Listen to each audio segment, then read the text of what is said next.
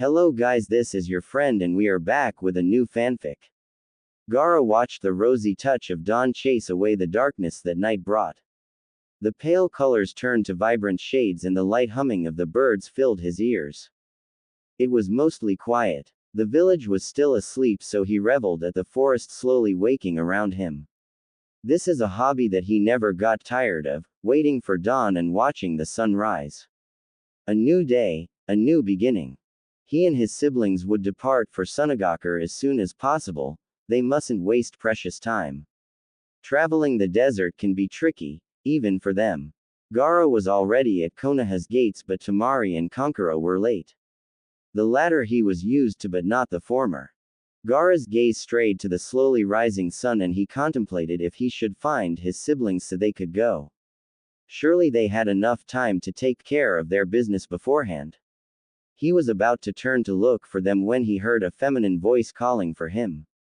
Wait, Kage-sama. Gaara recognized her as the girl he met yesterday and she was running towards him. After a moment, she arrived in front of him, panting heavily.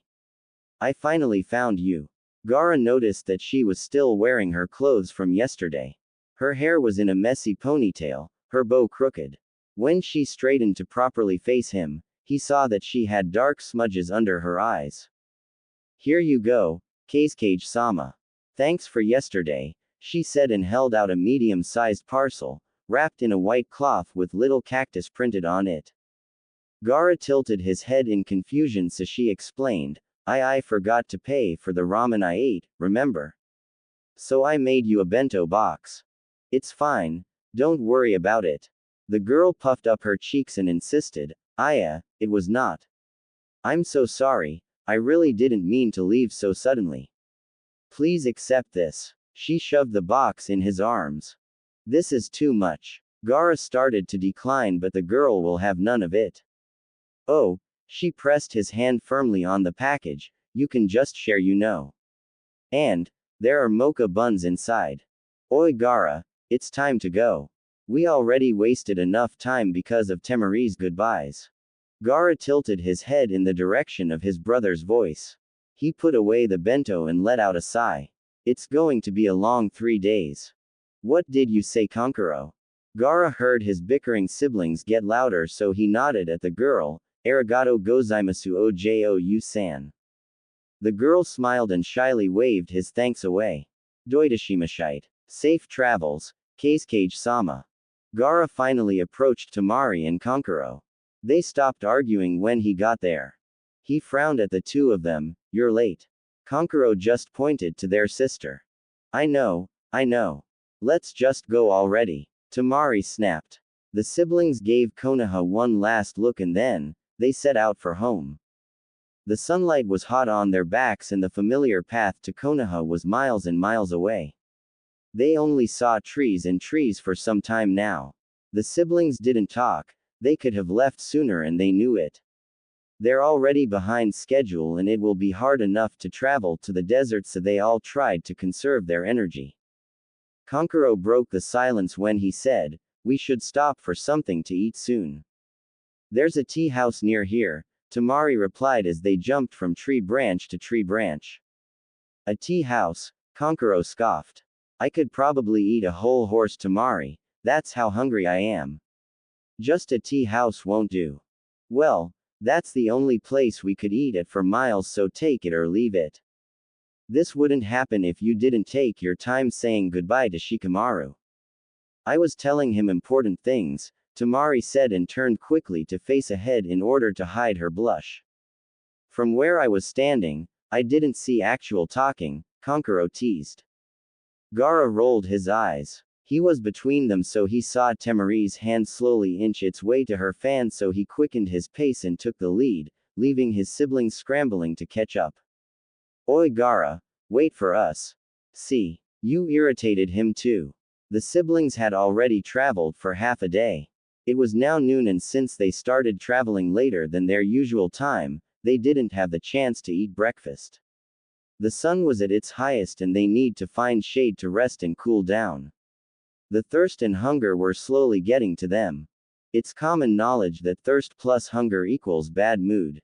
That's bad enough in itself, but with the way that Kankuro teased Tamari, it was a disaster just waiting to happen. They caught up to him eventually. Kankuro's stomach growled, but before he could say anything, Gaara brought out his bento. I know, said Gaara, I have food.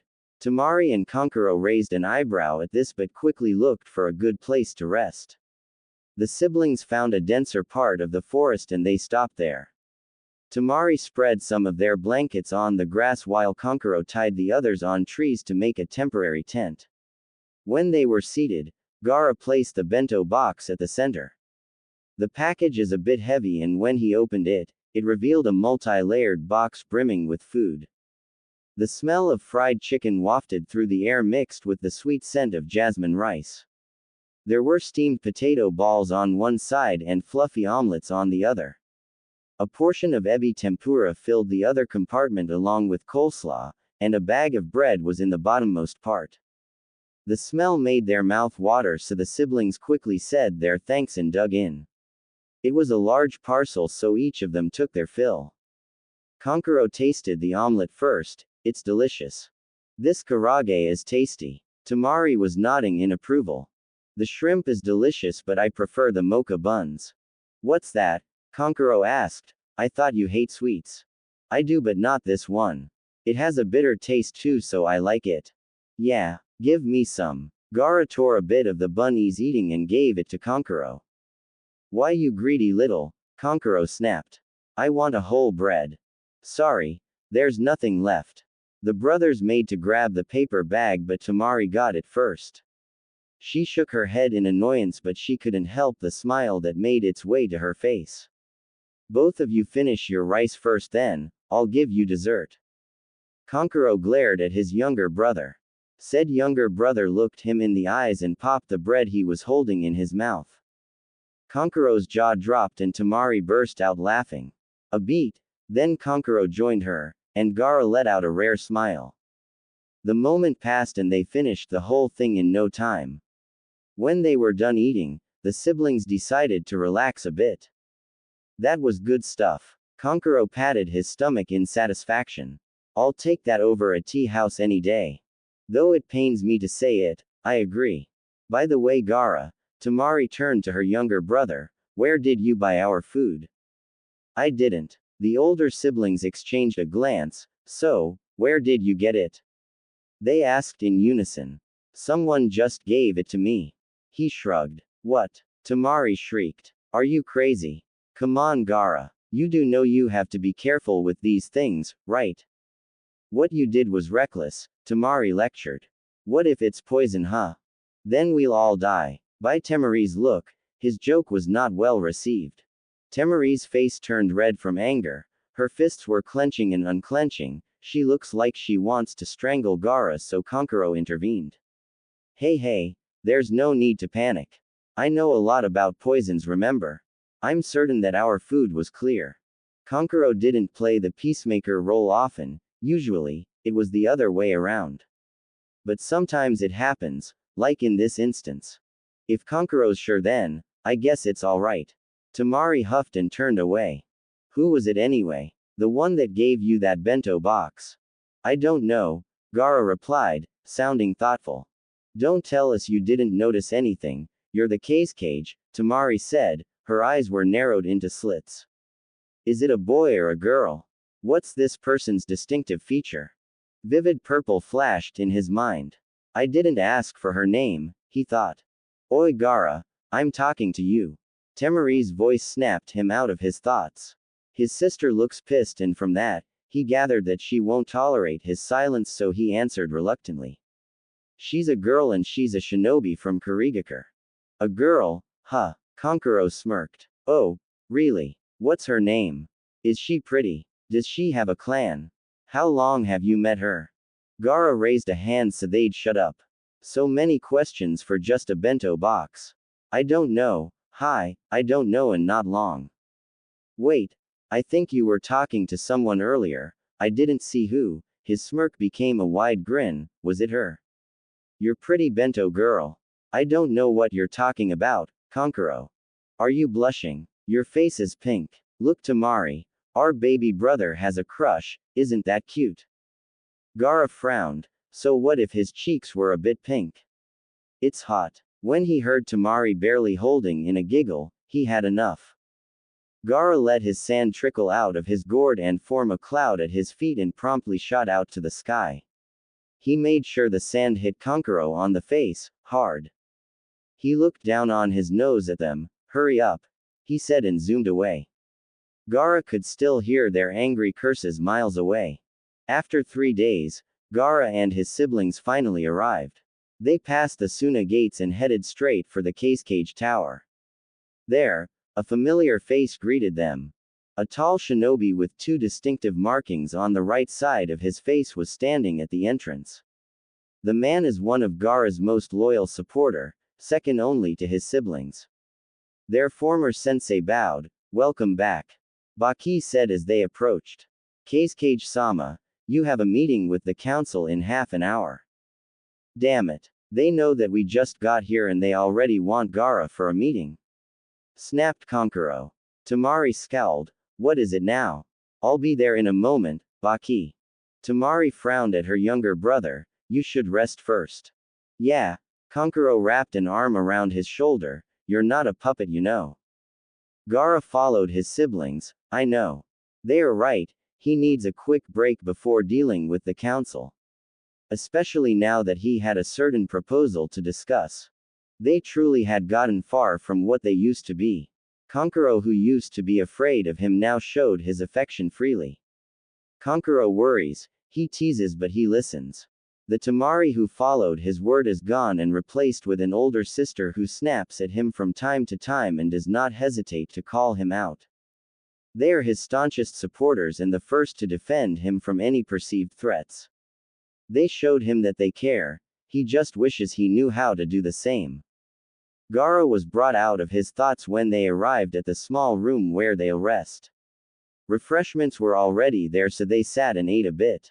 After a quick rest, Gaara stepped into the room and went straight for the head of the long table. The remaining Jonins of Suna's council were already there, waiting for him. When he finally sat, they followed his lead. Cage-sama, we hope you've had a fruitful trip. Ebizo, one of the honored siblings, greeted him, his heavy-lidded eyes alert. He is Chio Basama's brother, so Gaara feels grateful to the man. He knows what it's like to be lonely and Ebizo lost his sister because of him. But Ebizo moved on and he had been a great help. Oh, and did he mention he's one of the more reasonable members of the council? I did, Gaara replied, and decided to cut to the chase, and I've negotiated a few trade deals between Sunagakur and the other villages in the 5 great nations as well. He told Tamari and Kankuro that he would handle this meeting and that they should rest. They objected, of course, but Gaara convinced them eventually. While it would be hard to persuade the council of what he had in mind, it would be almost impossible to do it with them present. They are pragmatic shinobis, but his siblings ultimately want the best for him. Besides, they're still sore from the failed arranged marriage and assassination attempt just a few months before. That's good to hear, my lord. Ameno, the head of the medical department, smiled. She's a kunoichi with brown hair and brown eyes. Gaara remembered that she took the Chunin exams with Lee and the others. She's the newest member of the council and she proved her worth during the war, firmly cementing her position. Indeed. However, we cannot rely on the other villages, the Suna elders voiced their opinion in unison. What we need is a definite solution. This is a usual occurrence, his father's former advisors shutting down his ideas. What's more exasperating, they do it at the same breath. It's like their brains are connected. Thank you for stating the obvious, grumbled Maki, her painted face twisting in annoyance. She was a student of Master Pakura, a former member of the council. She has dark hair that reached her shoulders and intelligent blue eyes. She's one of the open-minded Jonins, and for that fact, Gaara likes her. What did you say? One of them snapped. Gaara's temples started to hurt, so he stepped in. The time when villages only look out for themselves has passed. We must work together to maintain this peace we've fought desperately to achieve. Be that as it may, Seijo, another member of Suna's advisors, frowned. We still have to stand on our 2 feet. Seijo was one of Sunagaku's seniors and his father's former advisors. Therefore, he usually opposed most of Gaara's ideas. Seijo's still afraid of him and he is unlikely to change his mind. Gaara knew that he can sway the younger members of the council to his side if he only said the right things. They are mostly neutral yet open-minded to new and progressive ideas. I am aware of that, said Gaara. That is why I think we should establish our trades first. Since few things grow here, we should capitalize on our strengths, which is our shinobis. What would you have our shinobis do, Kazekage-sama? Ebizo leaned forward, his interest was piqued. Escort a few caravans. Seijo argued, we won't survive on that alone. You're all talking as if we have anything to sell, Goza said. Besides the Yondaime's gold dust, what else can we export? Goza is one of Sunagaku's seniors. He is logical but he truly cares for the village. He's not as hard-headed as Seijo and at least he listens first before voicing his opinions. Ryusa sighed, this wouldn't be a problem if only the daimyo gives us enough funds. Another member of the Sunagaku's seniors, Ryusa wears their standard attire like a second skin. But that ends his similarities with Seijo and Goza. Though he is another of his father's former advisors, unlike the other two, Ryusa is open-minded. He supports Suna's progress and he embraced the new shinobi world wholeheartedly. There's no use crying over spilled milk. Ebizo raised his voice and glared at the other council members. What do you propose, Kazekage-sama? We should send some of our shinobis to other villages and have them study. Seeing their skeptical looks, Gaara elaborated, this could be an exchange program between us. We can use the things we learn from them to improve our conditions and it can also advertise our village to the world. It's like killing 2 birds with 1 stone, Maki said. The idea has merit but can we really let outsiders in our village? Guza slammed a fist on the table, Kazekage-sama, you cannot guarantee that they won't betray us. And, what of spies from smaller nations? Guza is the last member of his father's former council. He's mostly quiet but he's very passionate about the village. He prefers the secrecy of the old days and he's reluctant to hear new ideas. Together with Seijo, they're a formidable duo. Because of their status as elders, they have considerable sway in the council. They still outnumber the younger members after all. Gaara hoped not for long though. This will be a lengthy process. First, we will select capable shinobis who have unquestionable loyalty to Sunagaku. Second, we must thoroughly discuss what places can be open to the public. We'll have a trial first with our allies. We have a strong treaty and it will ruin them if they betray us. If it works, then we'll announce it to the rest of the other nations. For the rest, we'll just have to increase our security. Looks like you've covered everything, my lord, Ryusa said. That way, our shinobis will stay sharp. We are receiving fewer missions nowadays, so now, we can focus our efforts in other pursuits, Goza said. Hi, I think this could work. The council has no more arguments, Kazekage-sama, Ebizo concluded, we will work on the proposals immediately. Now that that matter is settled, everyone in the room fixed their gaze on Gaara. We must move on to your bachelor status, Kazekage-sama. You cannot stay unattached, my lord, Seijo said. Sunagaku needs an heir. Though you are still young, we of the council insist that you think of the future. It is time for you to consider raising your own family. All of the council nodded at this. Baki scowled. That again. Gaara appreciated Baki's irritation. If he didn't have a plan, he would feel the same. About that, most of the members of the council leaned forward. I plan to search for a bride in other villages. Other villages? Guza was outraged. Surely that is unnecessary, my lord. Why? Many kunoichis in Suna have expressed their interest in you over the years. But if I meet someone from a different nation, it can improve our outside relations drastically, Gaara reasoned, not to mention securing peace as well. Tamari-sama is already marrying into a clan from another village, Guza said. This time, we should focus on our people.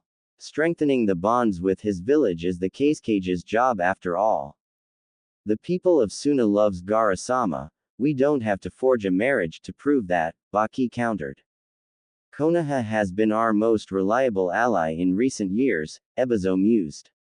However, I think that having another strong hidden village on our side can't hurt.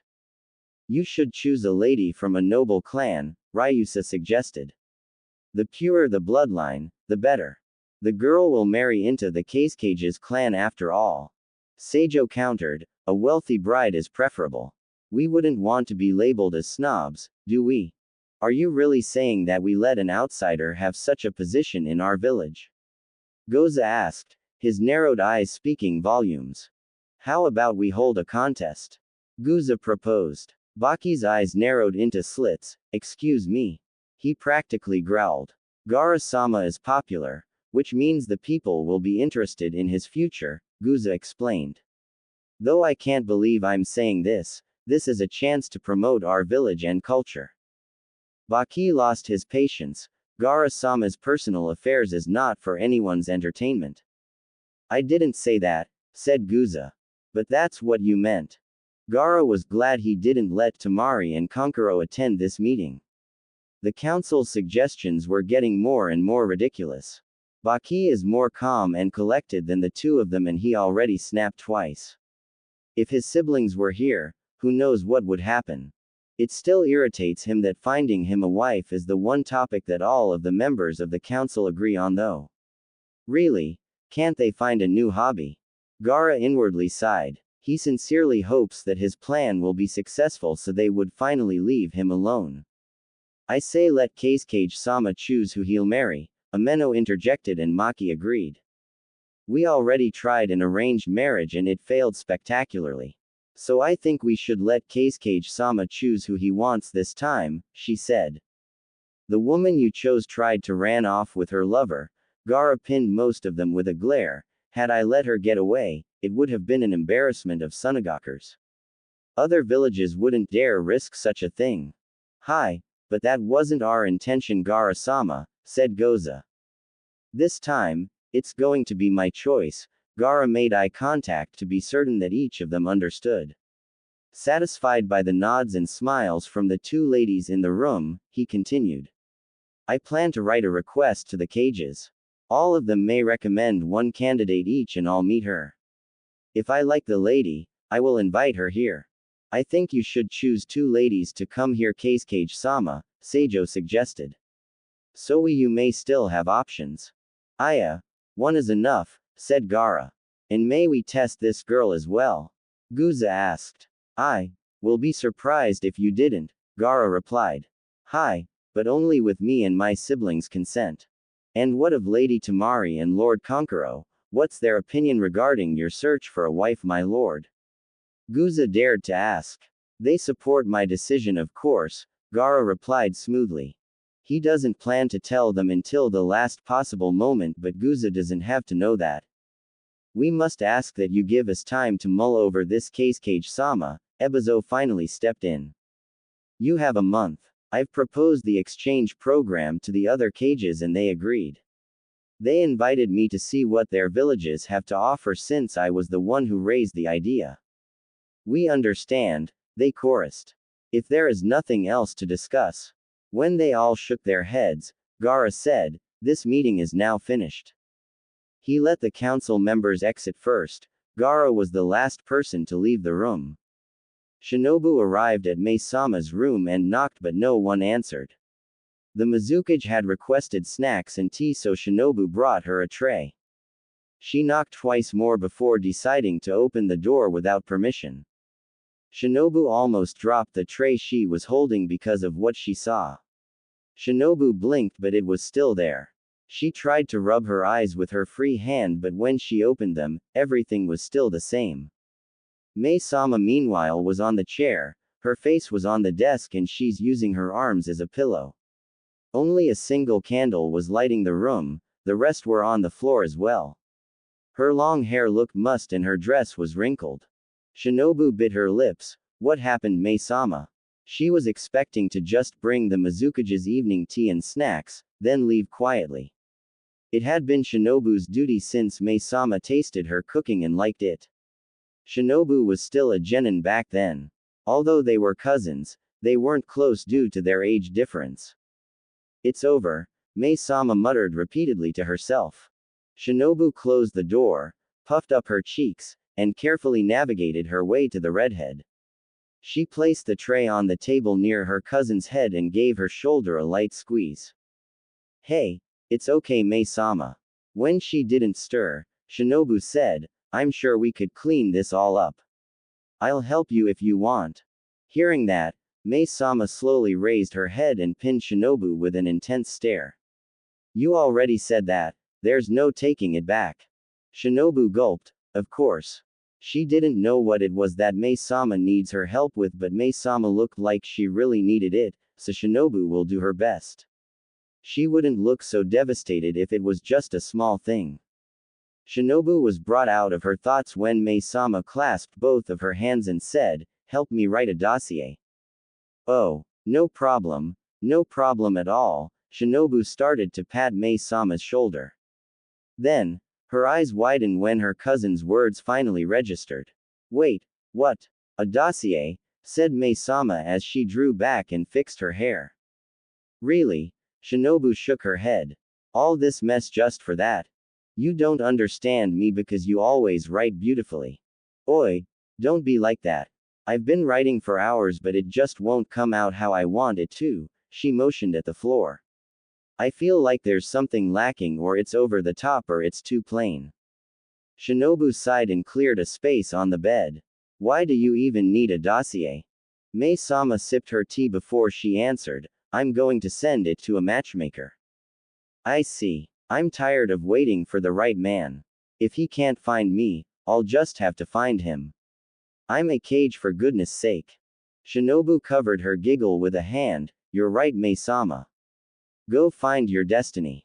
I sure will, she exclaimed, and they both laughed. Shinobu stood there for a few moments. Her gaze jumped from Mei-sama to the scattered things on the floor and bed and back again, indecision clearly written on her face. Then, she squared her shoulders and said, all right, I'll show you how to write a dossier. Really? Mei-sama's face lit up. Hi. After that, Shinobu cleaned up the room. She put the pens in a holder, threw out the ruined papers and picked up the rest to place it on the bed. Mei-sama ate what Shinobu brought while she worked. Mei-sama finished it in no time and she took the tray to the kitchen herself. When both of them were done, they each took a paper and pen to finally start. Okay, let's do the easy parts first, Shinobu said, the personal information. Each of them did just that. They wrote their name, age, village, rank, and occupation. And then, let's move to our hobbies. But just put what you're really interested in. If there's a lot, just write what you love the most. Or if you play an instrument, you can put that too. Shinobu tapped her lips as she thought. Her only hobbies are singing and cooking. She can't decide what she likes better between the two, so she just wrote them both. Alright, I'm done. Great. Now, Shinobu flipped the paper. It's time for what qualities we look for in a partner. Mei-sama was already poised to write, but Shinobu warned her, don't be so picky, Mei-sama. Just put what you think is important so the guy won't be intimidated. I have high standards, you know. Mei-sama sniffed. No one will be interested if you're like that. I'm a cage, I should have high standards. Do you want to find a husband or not? I want a husband that befits my status, not just anyone. I understand, but if you put that right away, the guys might get intimidated and that will hurt your chances of finding a decent match. Fine, I understand. Shinobu waited for Mei-sama's signal that she was done. It took her a few minutes, but she finished eventually. This is probably the most important part, a short paragraph about yourself. Think of it this way, Shinobu tried to explain, it's like you're selling yourself. Tell him your best qualities using limited words. Take care not to sound haughty or factual. Maybe imagine writing to the guy you like. How do you know so much about this anyway? Mei-sama's voice was incredulous when she asked, have you done this before? Of course not, Shinobu admitted begrudgingly, I got it from reading romance novels.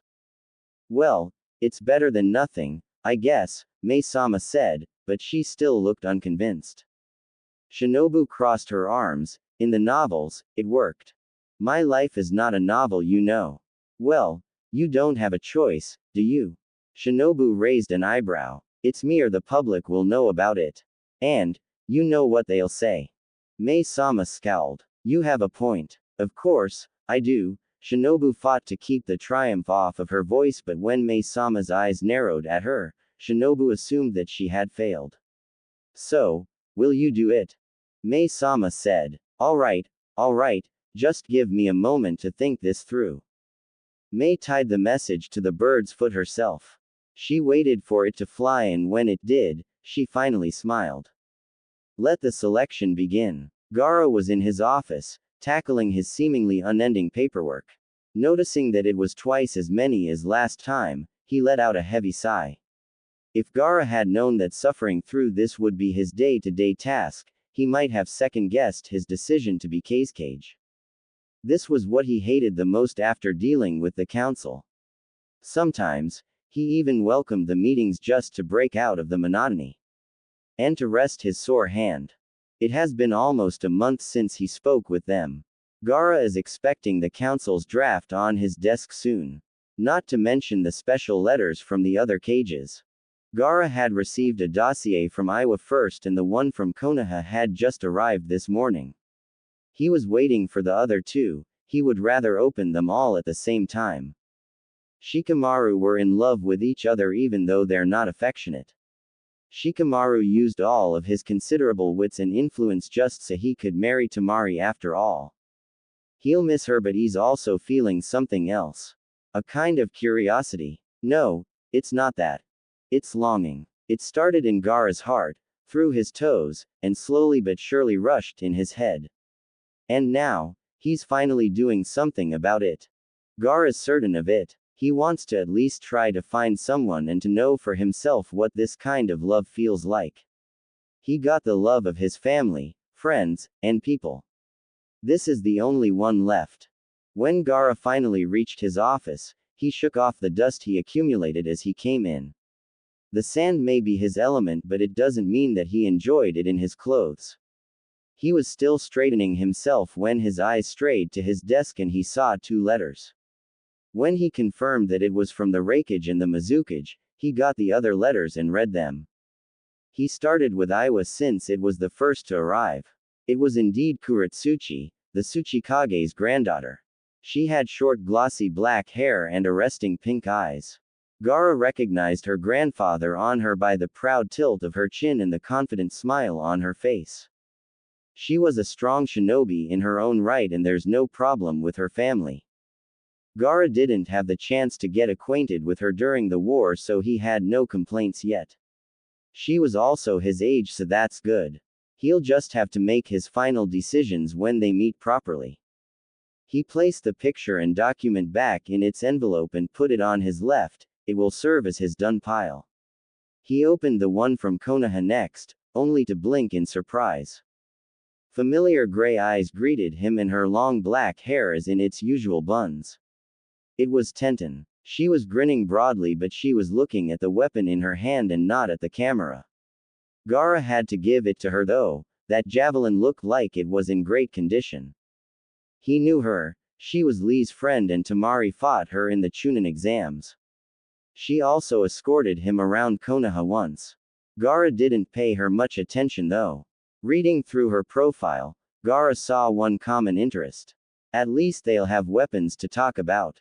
Gaara returned its contents in the envelope and moved on to Kumo's candidate. Her name was Yatsuki Aya and she came from a good family. She had blonde hair and deep brown eyes. She's smiling at the camera, showing her dimples. She was a medical ninja, but Gaara saw that she's a few years younger than him. Other than that fact, the rest of her information was alright.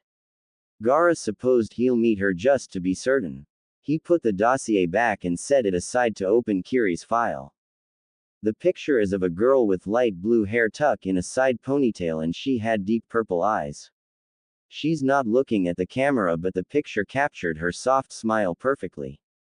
Your mission is just escort duty for a week.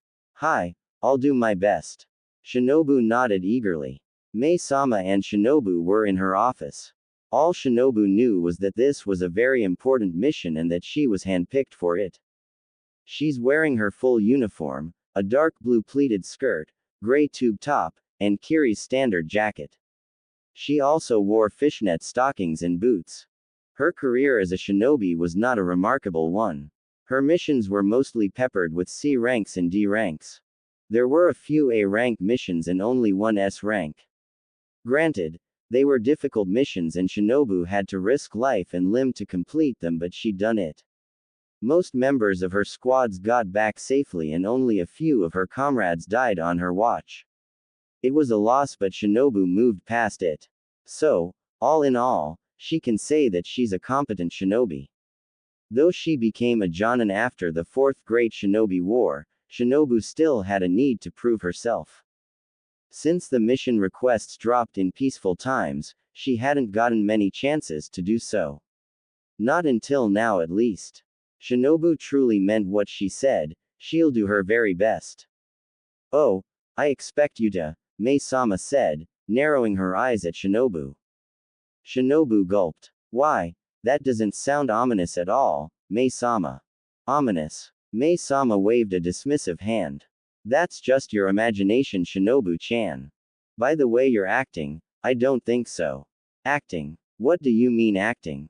I'm just my beautiful, normal self. Your old unmarried self is more like it, Shinobu muttered under her breath. What did you say? Shinobu paled and she quickly took a couple of steps back. From the way that Mei-sama was glaring at her and cracking her knuckles, she might not survive long enough to greet their guest.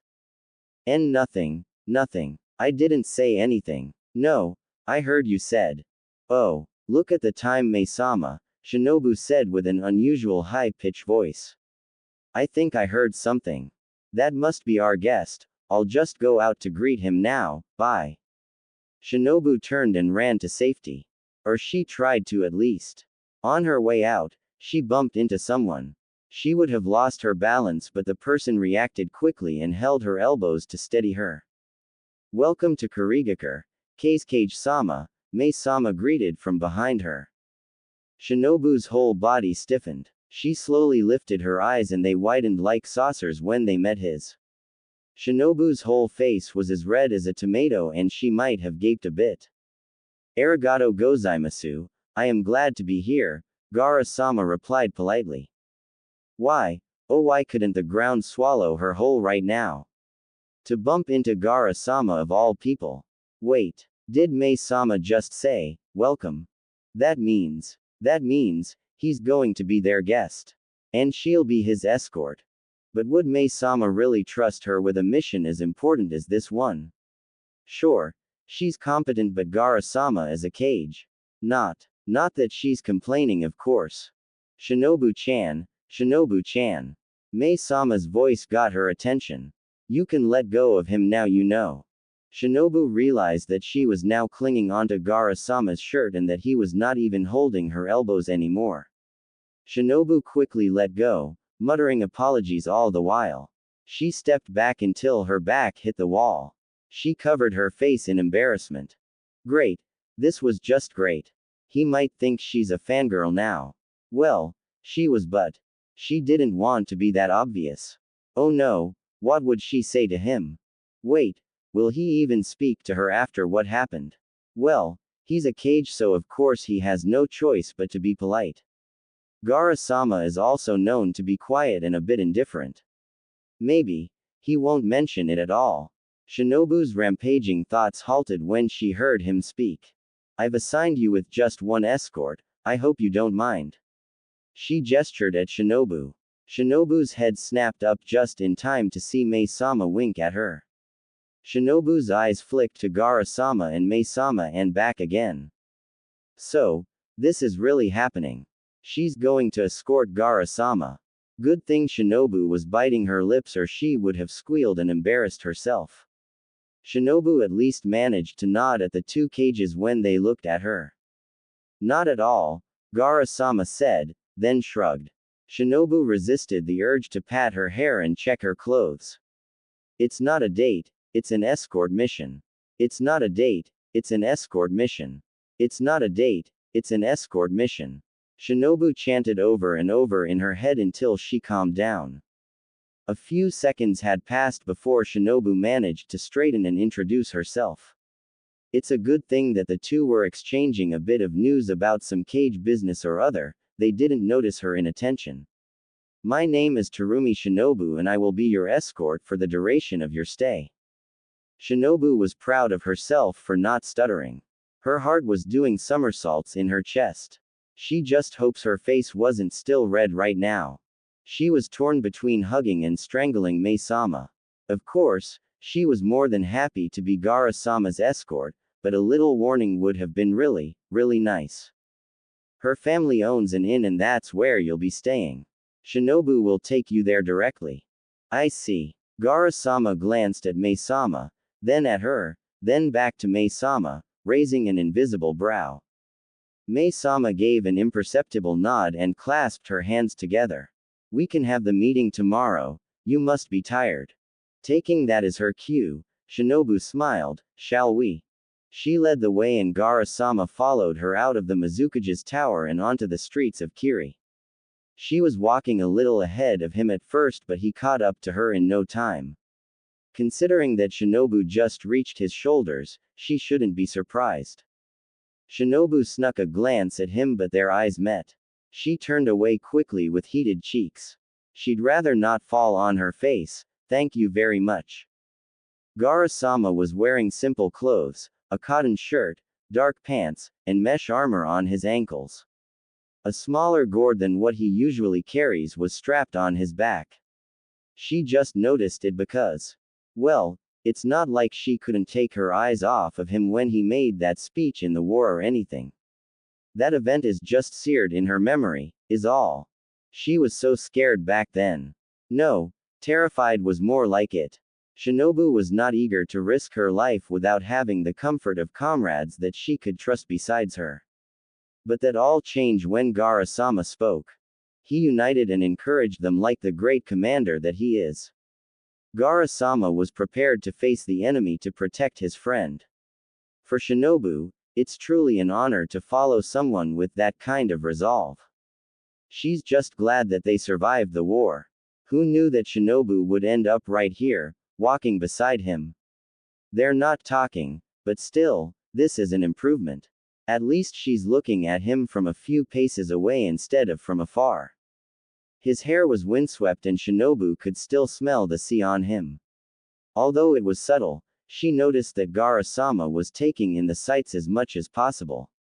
The twisting streets that they passed, the high buildings with some kind of ladder or stairs at their front, and even how the lightest of mist covered the village at this time of day.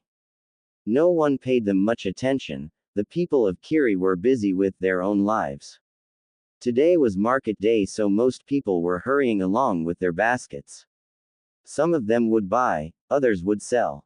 There were kids running around and playing in the street. The people watching them are shouting or laughing while doing their business. There was a perpetual cold in the air, it was the norm for the locals but Shinobu thinks that this time, it would rain. There was a certain smell in the air so it made sense. It seems that no one but her noticed though. Shinobu wanted to explain things to him, she really did. But whenever she opened her mouth to say something, Gaara-sama would look at her and their gazes would meet. She would then get tongue-tied and she'll blush so Shinobu just looked away. This would be so much easier if he'd just start asking her questions. She'd answer and their conversation would flow from there.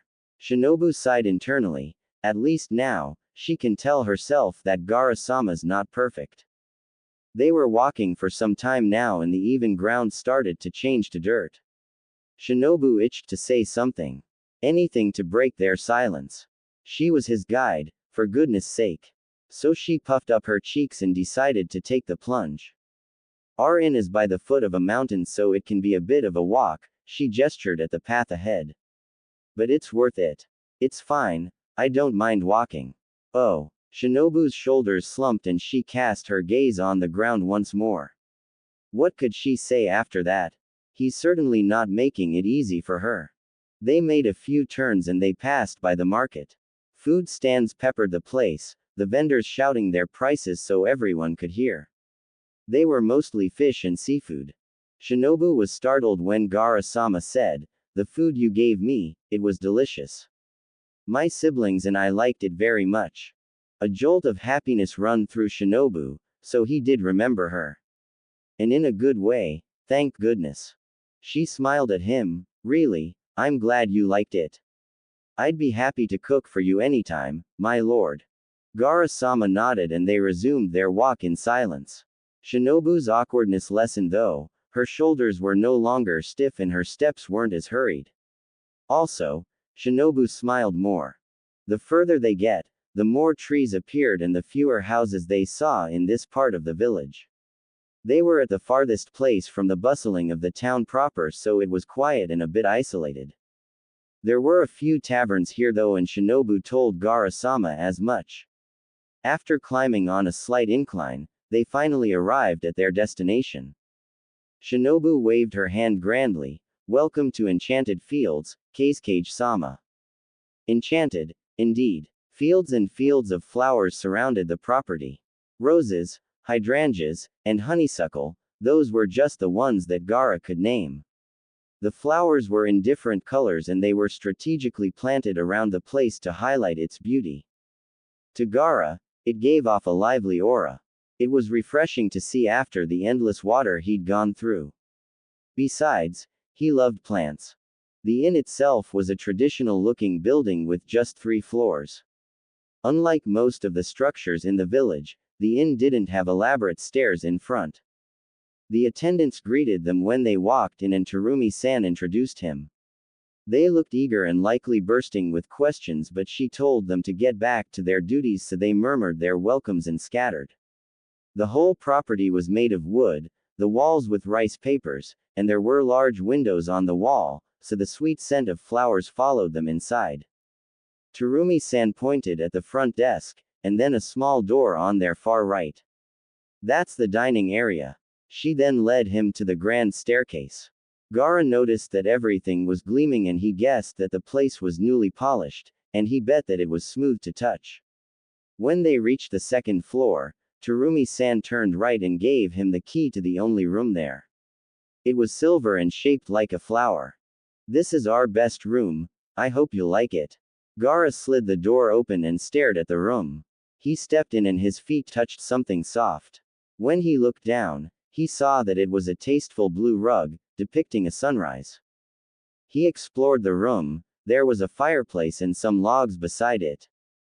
Futons were tucked neatly on the side and a low table was across it, near the balcony.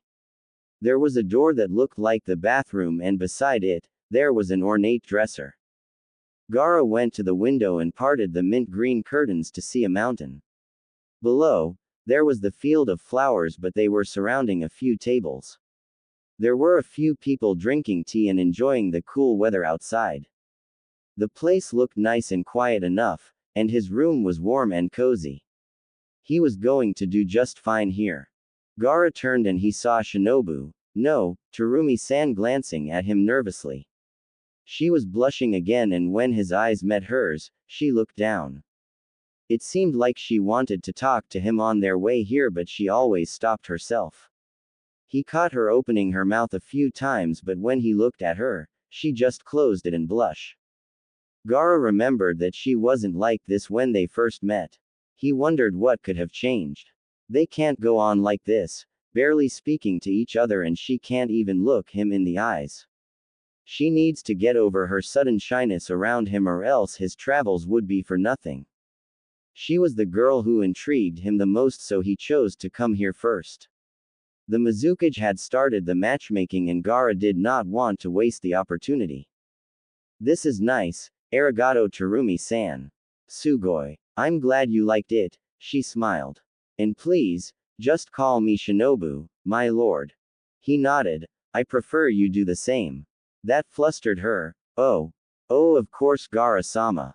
She gestured at the bell pull. Just ring if you need anything. There's a shower in your room, but there's a hot spring at the back if you're interested.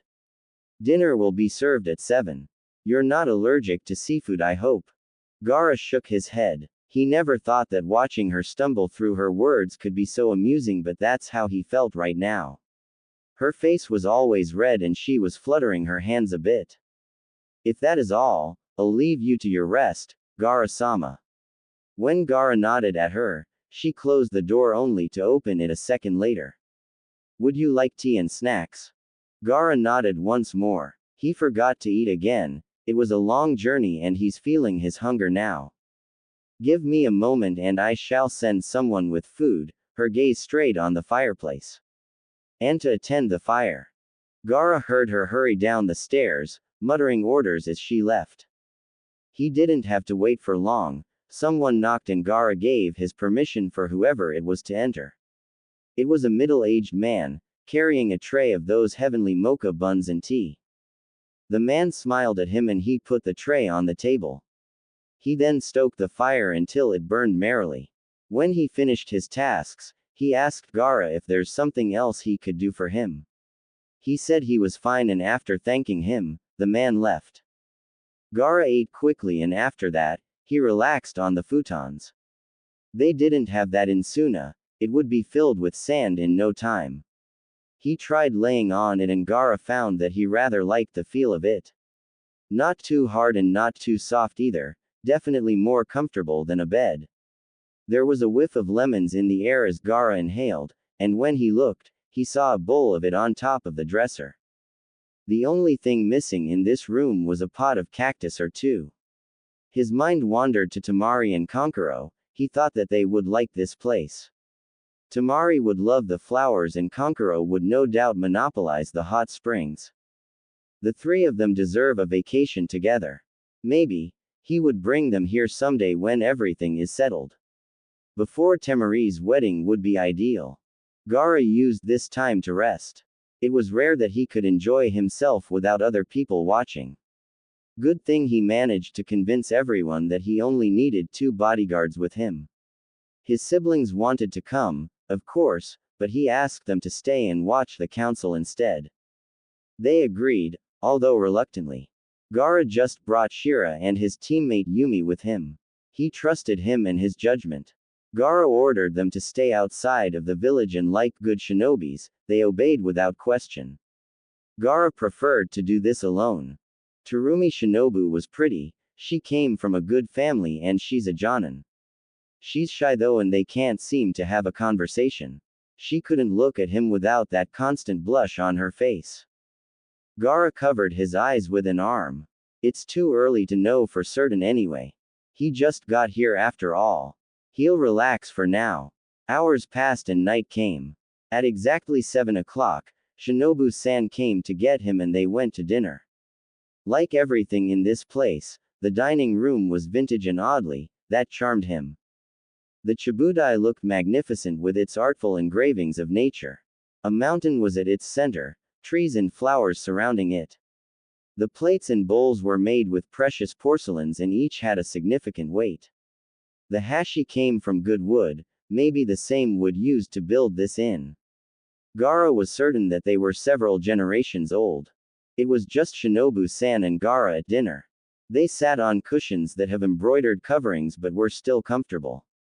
She told him that they were in the private room but they could eat with the others tomorrow if he prefers. It was just a simple dinner with mostly fish dishes. There's rice, tofu, ebi tempura, sashimi, and kani sushi. But to Gaara's surprise, Shinobu-san presented him his favorite foods as well. She placed a covered dish in front of him, looking proud of herself. She was drumming her fingers on the table, and she looked like she'll uncover it herself if he didn't move soon. Gaara raised an invisible eyebrow. Take a look, she said, anticipation brimming in her eyes. Whatever it was, it smelled great. So Gaara lifted the cover and was delighted to find salted tongue and gizzards. He flicks an appreciative gaze to the food and the girl in front of him. Taste it, Gaara-sama, Shinobu prompted. Gaara said his thanks and dug in.